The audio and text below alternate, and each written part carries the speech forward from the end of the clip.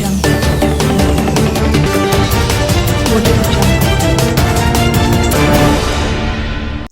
National Drug Law Enforcement Agency says it has arrested a total of 4,896 drug traffickers and with over 500 convictions in less than 6 months across the country.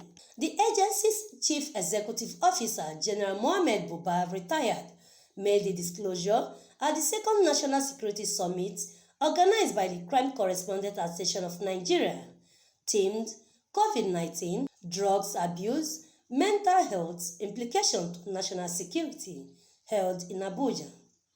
He said, in recognition of the security implication imposed by drug abuses, the agency has worked tirelessly to tackle the supply chain of illicit drugs, irrespective of their concealed status in the country. According to the 2017 statistics, Nigeria, with an estimate of over 98 million population, about 14.4% of these populations, aged 15 to 65 years, are hooked to drugs and with severe cases of drug abuse.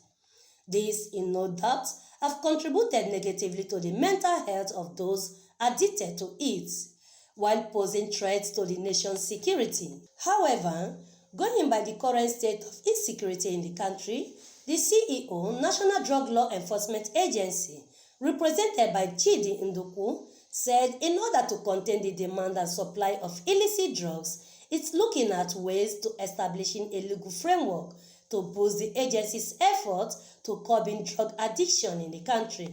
2,303 were cancelled and 469 rehabilitated. This is the drug demand reduction activities. Cash and drug seizures valued at over 90 billion have also been seized. Reviving and strengthening the agency's Directorate of Assets and Financial Investigations to go after all assets and funds linked to drug trafficking. The department has in 4 months, obtained interim and final forfeiture orders on assets and funds worth billions of naira linked to drug traffickers and barons. Drug abuse is both a health and social problem, and tackling the menace requires a balanced approach. A balanced approach in the sense that you have to strike that delicate balance between supply control and demand reduction. To provide the controlled medicines for illicit medical and scientific purposes, while at the same time taking measures to prevent diversion to illicit channels and abuse.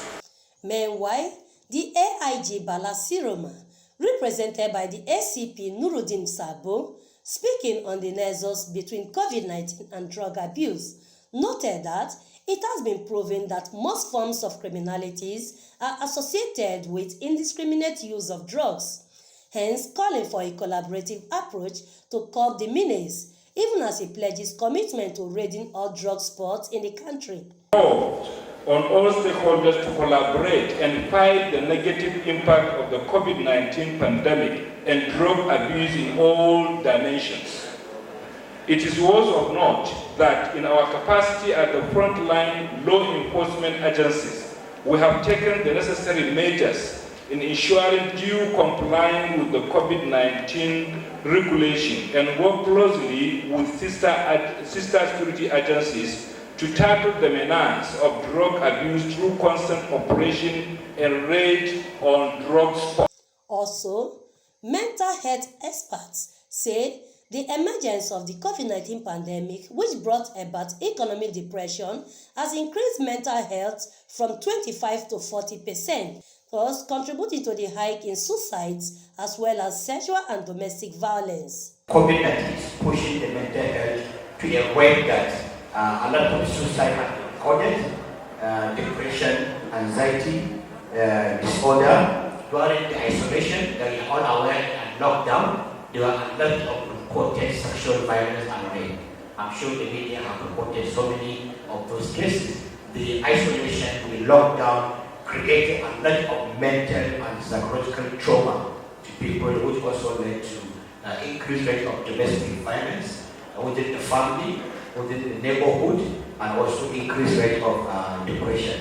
The fact that hard drugs abuse in general is harmful to the human body the use of hard drugs, and it has been discovered, facilitates criminal acts, because most crimes, such as armed robbery and the ones I've just mentioned a while ago, are committed under the influence of these hard drugs, and especially as it stands as a predisposing risk factor to bringing about the issues around mental illnesses. Earlier, the chairman NUJ FCT correspondent Chapel, Emmanuel Ogbeche, and the chairman Crime Correspondent Association of Nigeria, Hassan Zagi, stresses that the theme of the conference is arts due to the addictiveness of youth as regards to mental health and security situation, hearing, advocating for actionable solutions to eliminate the impact of drug abuse in the country.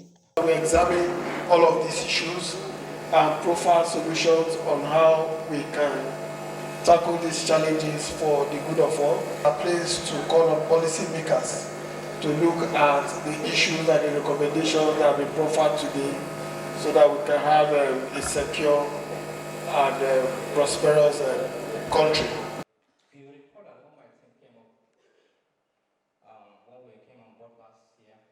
This expert believes sensitization is key, thus urging all stakeholders to develop strategies that seek to contain drug trafficking across Nigeria.